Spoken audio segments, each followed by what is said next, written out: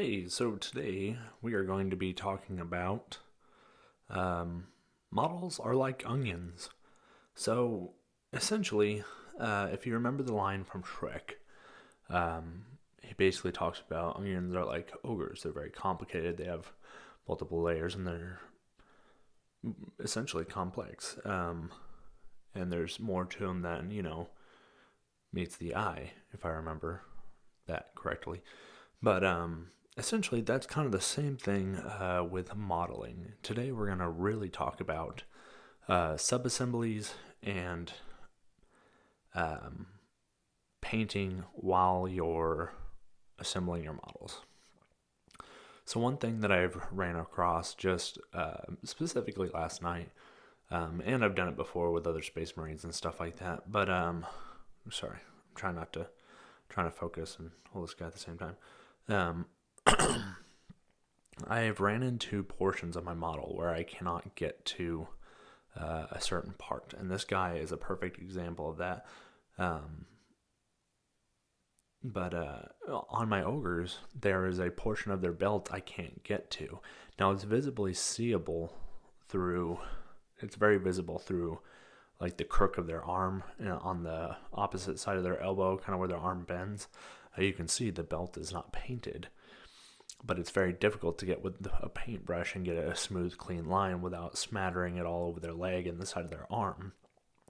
So at the end of the day, I left it unpainted, but you can tell because the other 3/4 of the belt is painted, so it looks a little odd that one side's off and then one side's on. So I got those models pre-assembled and glued together and stuff, and so that's not really my fault. But as I've come into a better modeler and painter, these are some of the things I'm wanting to pass on to newer painters and modelers so that you guys know this stuff so you don't have the same issues that I have had. So like this Space Marine, for instance. So as you can see, I did a relatively decent job of painting him. I got all the little gold, and I did a Zenthal highlight, and we'll talk about that later.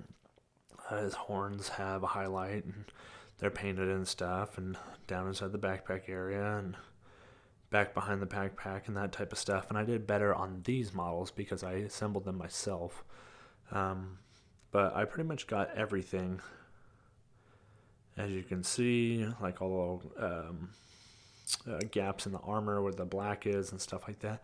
But the one portion that I did not get before I glued it all together was the chest piece. I don't know if you can see in there, there's gold.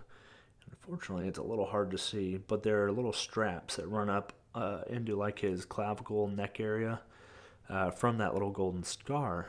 And granted, it doesn't matter that they're not painted because you can't see them very well. But at the end of the day, if you're trying to go for detail, and don't get me wrong, I am not a good painter by any means, but I try my darndest and just enjoy it. And I'm trying to get better at having more detail so that I look a little bit more professional. But at the end of the day, had I not glued that gun on quite yet, I could have gotten to those. And I couldn't really get to them. And there's ones on the bottom as well, and part of the belt, and some of the other stuff details that are on his chest. Now, granted, you really won't see a whole lot of those whenever they're just sitting on the tabletop or even really at a first glance. But if someone really picks this up and starts kind of looking it over, I'm going to have all the unpainted sections up in there on his chest that you're going to be able to see and be like, oh, well, he got most of it, but there's still portions that you missed. So if you're kind of a perfectionist or someone who wants to hit the whole model or is just trying to get overall better, or you're trying to win painting competitions, things like that, this is where this comes in handy. So essentially, what you're going to do is with sub-assemblies, you're going to get your model mostly together and then kind of dry fit it and find areas on it that you're not going to be able to get to once the model is completely together, like those little areas behind the bolter. It might be more difficult to get any details up on the chest. Now, like behind the backpack, there's not really any detail back there, but like if you want to get the helm and get that cleaned up and nice and tight before you get the backpack on, or like the little details on the backpack right back here, like the cabling and stuff, that's rather difficult to get to if you're not careful. So so essentially you'll take the model and leave most of like the arms and heavy detail stuff off, paint it all, and then glue it together with either plastic glue that'll eat through your paint and will glue the metal or the plastic parts together, or you can use super glue and just super glue the paint sections together. You just have to hope that the paint will hold. So yeah, really at the end of the day, all it really is sorry, goodness gracious in heaven, is painting before you put the model together, and that will allow you to get more detail, more sections of the model that you wouldn't have been able to before. And then on top of that, another thing you want to think of is oh goodness, I don't know if I'll have, well, actually I might have one here. I'm not sure. I'm looking around to see if I can find something specific. But essentially, painting from the inside out is another section of this video.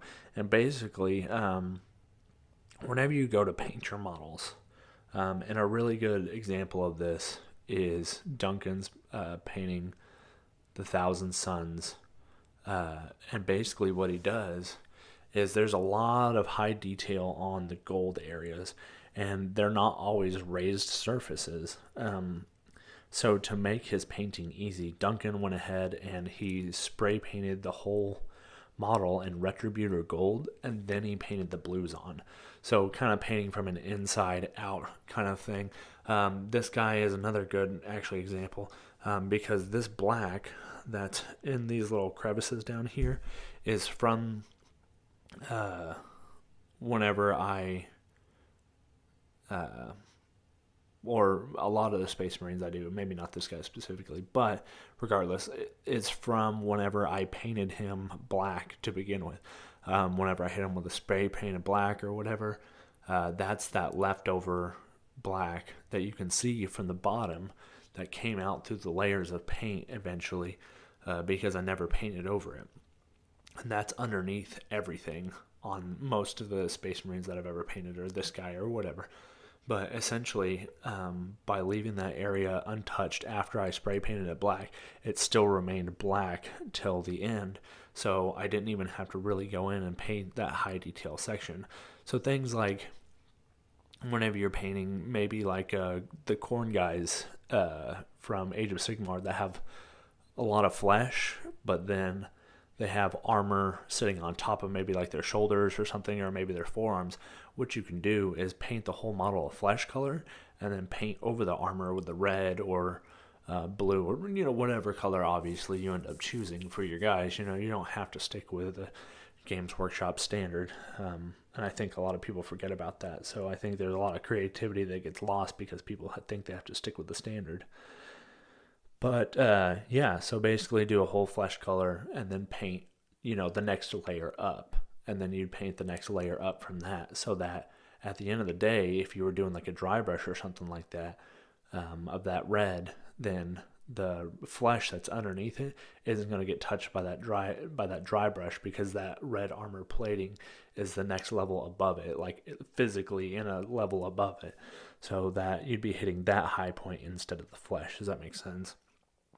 So yeah, kind of painting from the inside out, and then painting in sub-assemblies will help you immensely in bringing a lot of your skill to the surface and making your models a lot more detailed. And that painting from the inside out kind of makes things just a little bit easier at the end of the day